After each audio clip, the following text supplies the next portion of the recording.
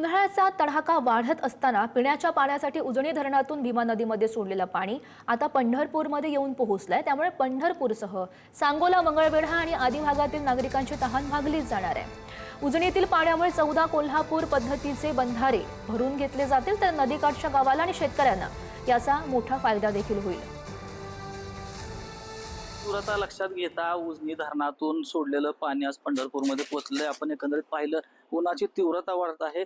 अशातच आता पंढरपूरला जे भीमा नदी पात्रातून सोडलेलं 4 दिवसापूर्वी सोडलेलं जे 1600 क्युसेसचं पाणी आहे ते आज पंढरपूरच्या भीमा नदी पात्रामध्ये आपल्याला पोहोचलेलं पाहायला मिळतं। एकंदरीत आपण पाहिलं तर नदीकाठच्या असणाऱ्या शेतकऱ्यांना आणि सांगोला असेल, पंढरपूर असेल, मंगळवेढा असेल या तिन्ही गावांना सुद्धा पिण्याच्या पाण्याची तहान मात्र आता भागली जाणार आहे। आपण एकंदरीत पाहिलं तर जे 1600 क्युसेसचं पाणी सोडलेलं आहे ते भीमा नदीच्या पात्रात पोहोचलेलं आपल्याला पाहायला मिळतंय आणि 16 जे कोल्हापूर पद्धतीचे बंधारे आहेत ते सुद्धा भरून घेण्यात येणार आहेत। आणि आपण एकंदरीत पाहिलं जर जे 1600 क्युसेस पाणी सोडले तर भीमा नदी पात्रात पोहोचलेलं आहे। अधिक महिना आहे, अधिक महिन्यामध्ये लाखो भाविक पंढरपूरच्या विठ्ठलाच्या दर्शनाला येत असतात आणि आपण पाहिलं त्यांना सुद्धा स्नान करण्यात यावं आणि आपण यासाठी आता जे पाणी सोडण्यात आलेलं आहे। खरं तर उन्हाळ्यामध्ये 2 आवर्तनं सोडली जाते, पण आलोण्याचा जो प्रादुर्भाव पाहिला तर 2 ऐवजी एकच आवर्तन सोडलं आहे। आणि याचा आपण पाहिलं तर जून महिना आहे,